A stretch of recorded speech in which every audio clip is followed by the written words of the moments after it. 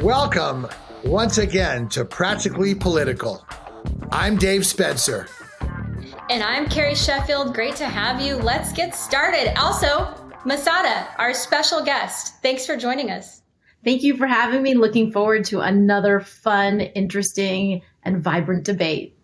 We love having you, Masada. So our first question, I'm just really curious, and Masada would love to get your thoughts. So there's a lot of fretting going on right now about artificial intelligence. What do you think is the future direction of AI, and how should we think about it ethically? Do we need more guardrails to stop machines from killing us? Or is it destined to help us live better lives? And how should DC be thinking about it from a regulatory standpoint?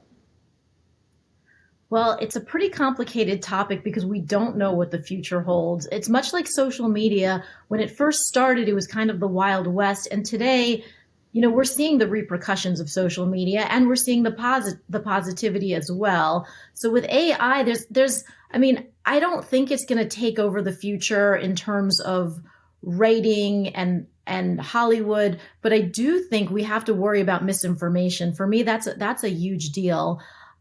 Because it is so easy to start a rumor and believe it. I will tell you that during COVID, whatever side of the aisle you're on, I was speaking to some woman, and she turns to me and she says, where are you getting your information? Aren't you on any Facebook mom groups?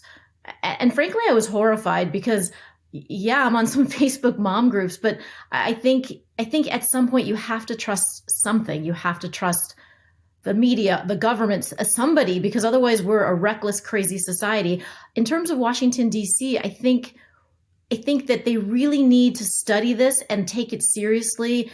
And what I found in life a lot is the things we worry about the most are not the things that happen. It's the things that we don't worry about. So I think we really need to understand the technology and the science, and we need to know as much information as possible and see where it takes us, and be careful.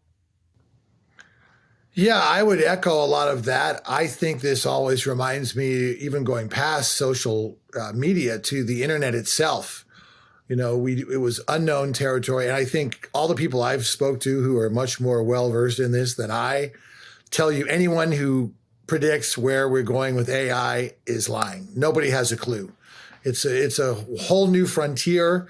And again, as is the case with the internet, that brings great benefits, but it also brings great risk. And what really concerns me is we're already, within the last 8 years, we've really become in some ways a post-truth environment where it was always, well, you're entitled to your own opinion, but not your own facts. Well, now people feel they're entitled to their own facts, which really makes it hard to govern as it is. And so when I look at some of these so-called deep fakes that people can do with AI, where you have, Barack Obama or Joe Biden or Donald Trump or anyone saying things in their own voice with their own mannerisms, and that to me is really, really scary because it's just going to incite even more. But the positive is, when you look at how it would allow people to outsource, if AI can do some of the basic research that a lot of people still have to do on the internet and can put together outlines for speeches and things, that's going to save a huge amount of time. And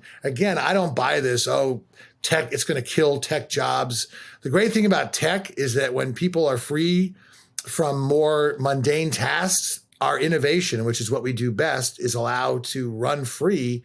And I think in the end, it'll benefit us technologically. As far as regulation goes, I think we should take a wait and see attitude. But I do think these predictions about AI, pulling a HAL in 2001, A Space Odyssey, and threatening mankind, that is definitely dramatic. What say you, Carrie? I hope you're right. I hope that that's too dramatic, and my friend Deepak Chopra, he's actually on the advisory board for the Catholic Church on AI issues. And one thing he likes to say is actually he doesn't believe there is AI in the sense that there's always a creator. Someone initially created the code of where the AI started from. So there's nothing artificial about it in that sense. And so he thinks that there's the framing of it should be in that way, in that that's how we keep control of it, because it's not artificial. It's something that was created by human beings at the end of the day. So I hope, and I know there are groups out there that Elon Musk and others are looking at making sure that AI is not nefarious, that it doesn't get twisted in that way.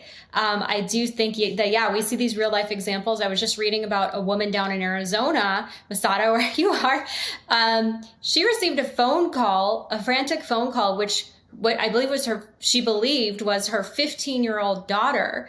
And then these people were demanding ransom. And it was an AI deepfake of her daughter's voice. And she, fortunately was able to outwit them and figure out that it was a deep fake. But she was about to pay $50,000 to get her daughter back, and they were going to put her in a white van with a bag over her head. I mean, just terrifying stuff. And so there are, nefarious examples like that. I do think there is a lot of potential. Like anything, it's a tool at the end of the day. What do you do with the tool? Do you do wonderful things, or do you do evil things? It's a tool at the end of the day. I think there's a lot of potential in the healthcare field, innovations in that space. So I think that the other problem is that from a regulatory DC standpoint, it's like DC is always one step behind the curve on these things. But I know Chuck Schumer is creating a working group on AI. We'll see if they can stay ahead of the curve. Yeah, I would agree. I remember even when the senators were questioning Mark Zuckerberg, there was a real cluelessness. And, when you have the average age is not, shall we say, similar to the average age of your Silicon Valley employee in the Senate. Is that fair to say that? So I think that there's a little cluelessness, and I think there's also a desire to, okay, let's just try to be as proactive or preemptive as possible. And I don't think that's the case here. I think we have to wait and see what happens. And but overall, I think it is a good thing. And I think it shows once again that our best thing we have is innovation. And that's what we need to keep focusing on, because if we didn't have that, we'd be in a lot more trouble.